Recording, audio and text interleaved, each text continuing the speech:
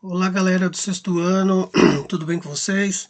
Vamos iniciar mais um capítulo aí, entrando agora em geografia, e vamos estudar o título, né, do capítulo 6 aí, o melhor conteúdo do capítulo 6, que é o título As Cidades e a Transformação da Paisagem, né? Então, inicialmente eu já faço uma pergunta para vocês. Por que o homem transforma o espaço, né? Então, para a gente poder compreender como que a cidade se transforma, né, que vai resultar na paisagem, isso se deve de uma ação humana. Não é? A cidade é o resultado de uma transformação humana. Então, por que, que o homem transforma o espaço? Então, vamos entender aí. Para a gente poder analisar essas transformações na cidade, a gente vai nos remeter aí ao passado, né, como que a cidade ela era, e o presente, como a cidade ela é, né, como ela é hoje. E aí vamos notar que a sociedade ela está em constante transformação, né? Ou melhor, a sociedade transforma a paisagem constantemente, né?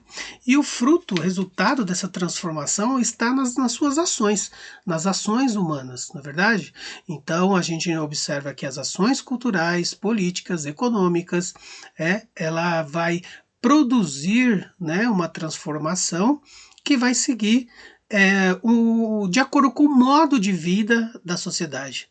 Então, a sociedade tem uma cultura, tem as suas ações baseadas nela, as questões políticas, econômicas, vai resultar dessas ações, né, o resultado do modo de vida que as pessoas levam, né? Bom, então, por meio dessas ações culturais, políticas e econômicas, a gente vai observar que vai ser resultado da construção também do homem modificando a paisagem, né? Então, o homem não só, claro, construindo, mas também, ao mesmo tempo, destruindo, né, a paisagem. Ou seja, ele vai de uma paisagem natural, ele vai interferir nessa paisagem, modificando, vai destruir elementos naturais dessa paisagem, por exemplo, como vegetação, um exemplo, e aí ele vai destruindo, ele vai construir, destruindo a natureza, ele vai construir o, a, as suas ações, né? Por meio das suas ações, ele vai construir moradias, vai construir praças, vai construir algo que esteja relacionado ao seu modo de vida, tá bom? Bom, então a gente vai observar que o homem modificando o espaço, ele ao mesmo tempo ele vai fazer com que essas mudanças estejam de acordo com a sua vida, né? Ou seja, ele vai buscar uma identidade no espaço. Ou seja, ele vai modificar o espaço para poder se identificar com o ambiente que ele vive. Né? Se ele não consegue viver em determinado ambiente, devido a sérias questões, então ele vai modificar para poder se adaptar ao seu modo de vida, à sua cultura, né? Como a gente falou. Então ele busca uma identificação. Então, dessa forma, ele vai modificar por meio de construção de casas, né? E aí, com o aumento de número de casas surgem bairros, e depois com o aumento de bairros surgem cidades, e com o aumento de cidades e estados vão surgindo países, né?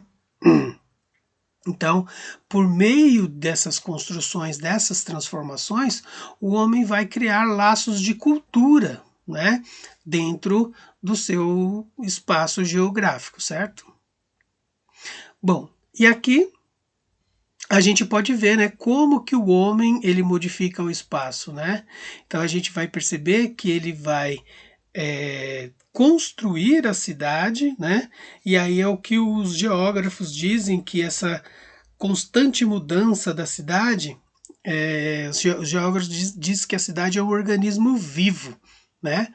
Então pode ver uma foto aqui antiga, a gente vê aqui, né, poucas construções, ruas bem largas, né, muita vegetação, e aqui uma foto atual, né? Ou seja, foto do presente. A grande avenida permanece, menos verde, né? Porque houve aqui uma destruição da mata, da paisagem. E aqui, ao mesmo tempo, ao lado, a construção, né? A construção de prédios, né? Que a gente pode observar nessa parte. Então, percebemos na paisagem, pessoal, das cidades, que elas mudam fisicamente, né? E essas mudanças, né, não vai ser relacionadas também às condições de vida das pessoas na cidade, né? Como a gente falou no começo. E essas condições de vida na cidade vai nos retratar muitas coisas, vai nos revelar muitas coisas.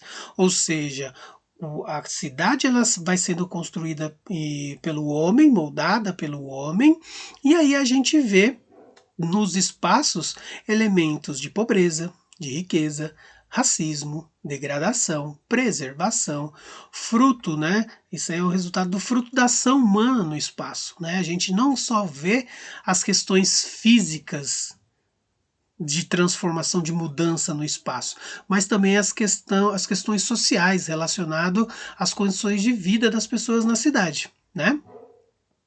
E é por isso que a gente vê na cidade bairros nobres, periferia, não é?